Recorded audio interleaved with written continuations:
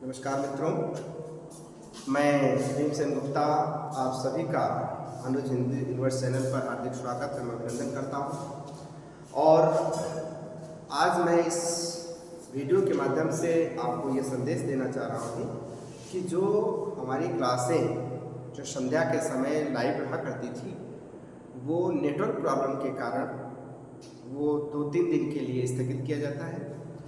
और अब जब डिजिटल बोर्ड लग जाएगा तो आपके सामने मैं लाइव क्लास लेकर के उपस्थित होऊंगा। 2-3 दिन के लिए मुझे अत्यंत खेद है कि आप लोगों को मैं लाइव क्लास नहीं दे पा रहा हूँ, लेकिन मित्रों कुछ नेटवर्क प्रॉब्लम के कारण मैं नहीं आ पा रहा हूँ, क्योंकि मैं क्लास ले रहा हूँ 15-20 मिनट के बाद तुरंत जो है कोई ना कोई समस्याएं खड़ी हो जाती हैं, जिसके कारण क्लास पूर्णतः चल नहीं पाती है। इसलिए मैं रिकॉर्डेड वीडियो के माध्यम से आपको जानकारी देता रहूँगा और 2-3 दिन के बाद आपका जो लाइव क्लास है वो निरंतर आपके सामने प्रस्तुत हो जाएगा। और आज का जो हमारा टॉपिक है मित्रों, वो संधि का टॉपिक है और हम संधि की जानकारी आप सभी को देंगे। और संधि को जानने से पहले इसको पहले ये हम जानें कि संधि का विच्छेद क्या होता है। क्योंकि कभी कभी ये प्रश्न आ जाता है कि संधि के उसमें उपसर्ग कौन सा लगा है। तो संधि का अगर हम उपसर्ग की बात करेंगे, अगर इसका हम विच्छेद करें तो ये क्या बनेगा, ये बनेगा सम और प्लस क्या बनेगा, यहाँ पर धी बनेगा। यानी ये सम प्लस धी। अब सम क्या है, सम एक उपसर्ग, सम क्या है आपका एक उपसर्ग। तो ये प्रश्न बन सकता है आपका कि संधि में कौन सा उपसर्ग लगा है, तो संधि में आपका सम उपसर्ग लगा है। और कभी कभी ये भी प्रश्न आता है कि संधि के भेद कितने होते हैं। तो अगर हम बात करें संधि के भेद की, तो संधि के 3 भेद होते हैं। कितने भेद होते हैं मित्रों, संधि के भेद। संधि के भेद जो होते हैं वो संधि के 3 भेद होते हैं। एक तो होता है आपका क्या, संधि के भेद कितने होते हैं, 3। कौन कौन से होते हैं, एक पहला होता है आपका स्वर संधि, स्वर संधि। और दूसरा क्या होता है आपका, दूसरा होता है आपका व्यंजन संधि। और तीसरा क्या होता है आपका विसर्ग संधि। तो कभी कभी ये प्रश्न आता है कि संधि के कितने भेद होते हैं। तो संधि के 3 भेद होते हैं, स्वर, व्यंजन और विसर्ग। तो ये तो आपका प्रश्न बन गया। लेकिन संधि की जब परिभाषा पूछी जाती है कि संधि किसे कहते हैं, तो संधि की परिभाषा होती है कि दो वर्णों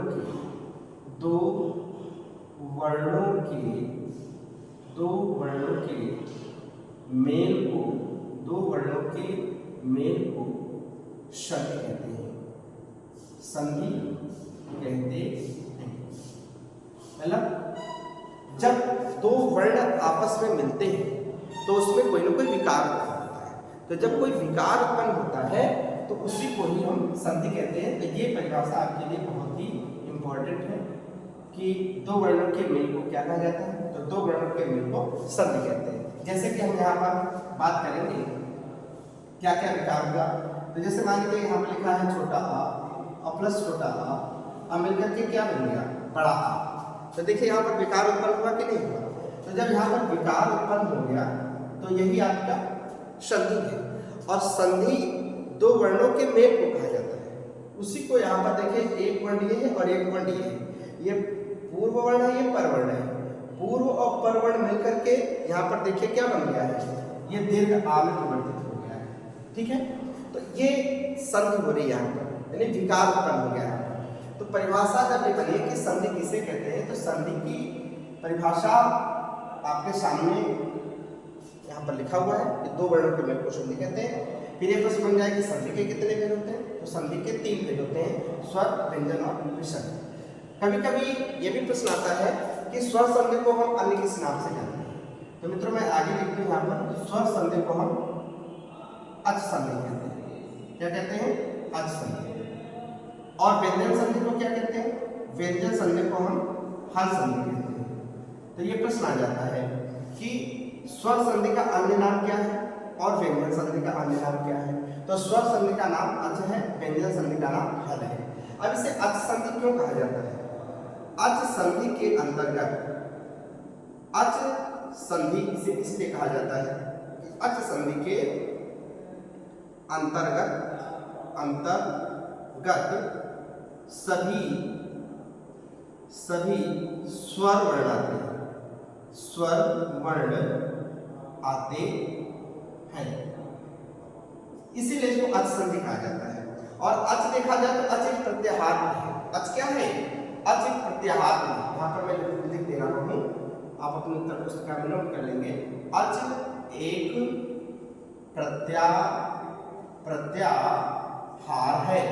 अच एक प्रत्याहार है और अच प्रत्याहार होने के कारण इसमें सभी स्वर वर्ण आते हैं अच प्रत्याहार में। अब हम थोड़ा अच प्रत्याहार की भी चर्चा कर लेते हैं, क्योंकि अच क्या है ये जानकारी होनी चाहिए।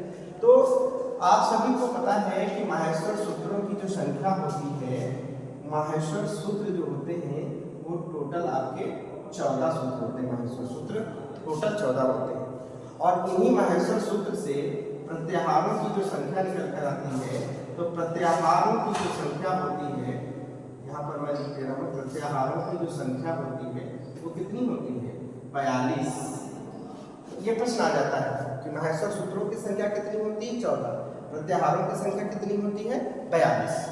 अब इन्हीं प्रत्याहारों में एक अच क्या है? इन्हीं प्रत्याहारों में अच भी एक प्रत्याहार है और इस अच प्रत्याहार को बनाने के लिए हमें माहेश्वर सूत्रों की आवश्यकता पड़ेगी। तो माहेश्वर सूत्रों में सबसे पहला सूत्र आपका इसमें आएगा कौन सा?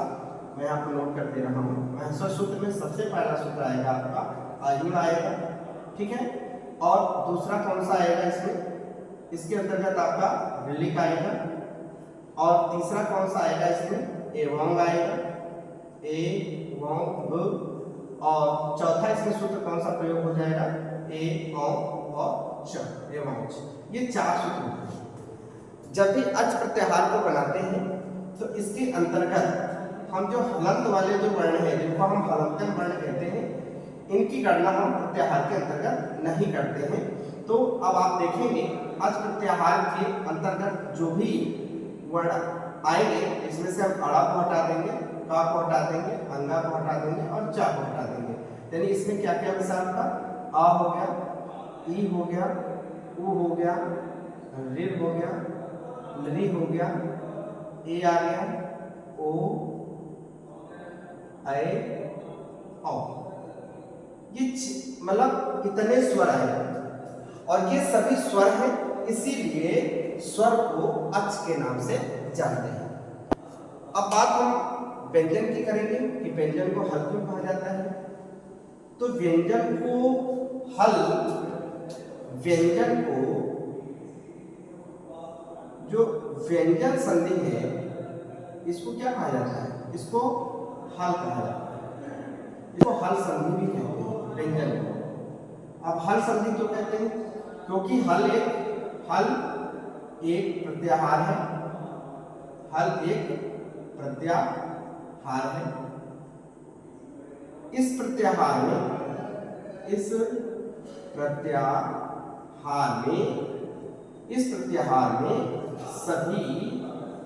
सभी व्यंजन वर्ण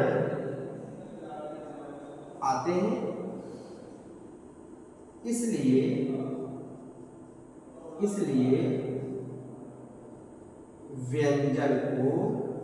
इसलिए व्यंजन को हल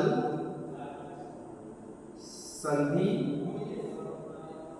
कहते हैं। तो मित्रों, मैंने आपको बता दिया कि स्वर को अच क्यों कहा जाता है और व्यंजन को हल क्यों कहा जाता है। ये इतनी जानकारी हमने आपको दे दी। यानी पहले तो हमने बताया कि संधि का विच्छेद क्या होता है। तो संधि का विच्छेद सम प्लस धी होता है। अगर इसमें उपसर्ग की बात आएगी तो इस पर में सम लगा हुआ है।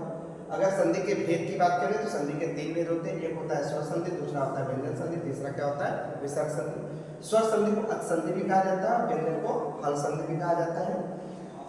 अच संधि के अंतर्गत सभी स्वर वर्ण आते हैं और इसकी चर्चा अभी मैंने पहले जो चार्ट बनाया था उसमें मैंने किया है। फिर व्यंजन संधि को हल संधि क्यों कहा जाता है? क्योंकि हल एक क्या है? प्रत्याहार है और इस प्रत्याहार में सभी व्यंजन वर्ण आते हैं, इसलिए व्यंजन को हल संधि कहते हैं।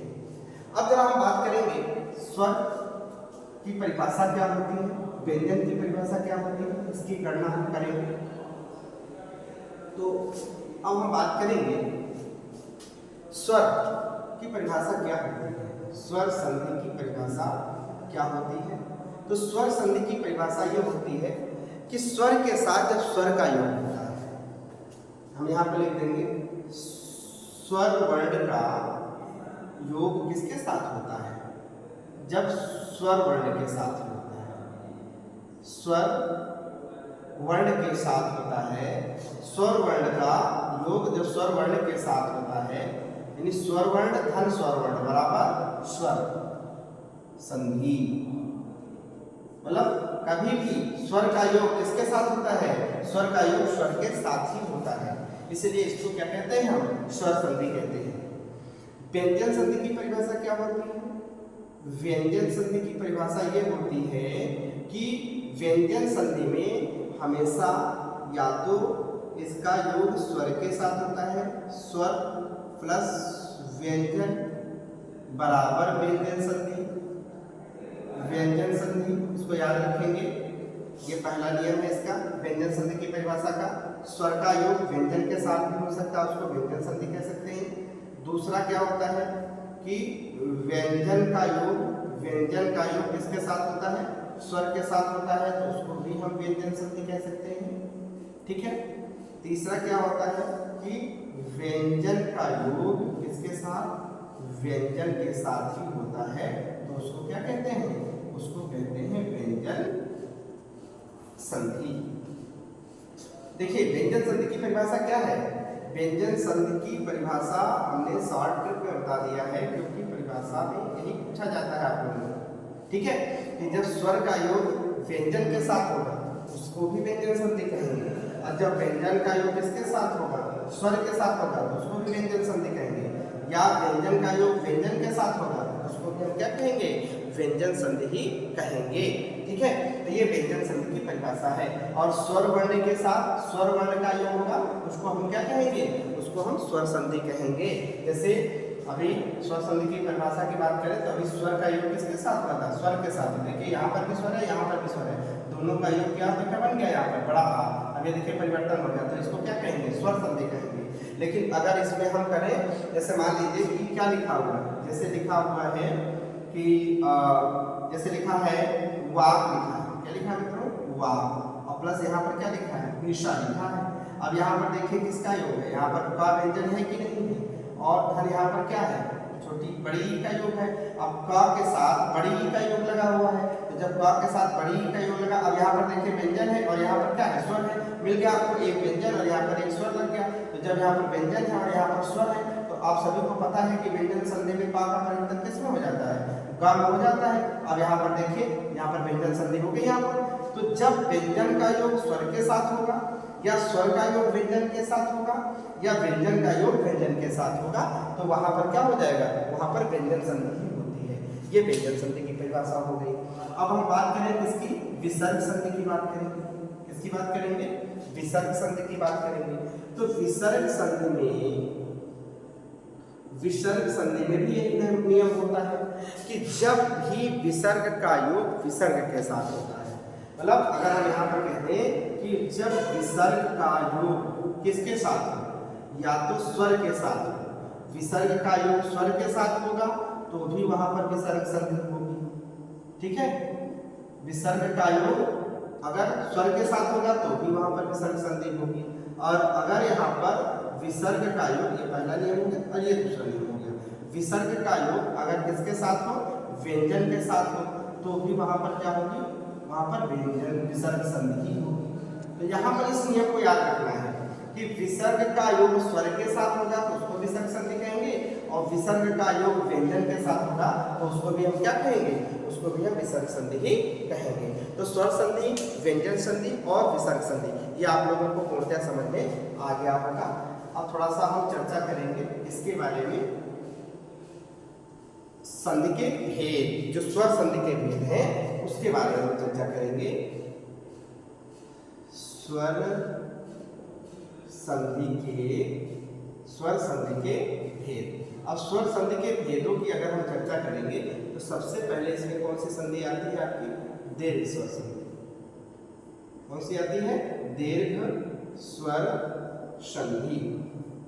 इसका सूत्र क्या होता है? इसका सूत्र होता है आपका, सूत्र भी हम साथ में आपको पुस्तक में लिखे दे रहे हैं। इसका सूत्र होता है अकः सवर्णे, अकः सवर्णे दीर्घा। ये एक सूत्र हो गया, ठीक है। दूसरा सूत्र क्या होता है? दूसरा सूत्र होता है गुण स्वर संधि, गुण स्वर संधि। इसका पूरा पूरा लिख देते हैं, गुण स्वर संधि। इसका सूत्र होता है आद गुणा। फिर तीसरी संधि कौन सी होती है? यड़ संधि। यड़ स्वर संधि का जो सूत्र क्या होता है? इसका सूत्र होता है इकु य ड ची। चौथी संधि कौन सी होती है? वृद्धि संधि। और वृद्धि संधि का सूत्र क्या होता है? इसका सूत्र होता है आपका वृद्धि रेची। पांचवी संधि कौन सी होती है? अयादि संधि, अयादि संधि। और अयादि संधि का सूत्र क्या होता है? अयादि संधि का सूत्र होता है ए चो अय वा या वह। और छठी संधि कौन सी होती है? पूर्व रूप संधि। इसका सूत्र क्या होता है? इसका सूत्र होता है ए पदाम ता गति, ठीक है। और सातवें नंबर पे क्या होता है? पर रूप संधि।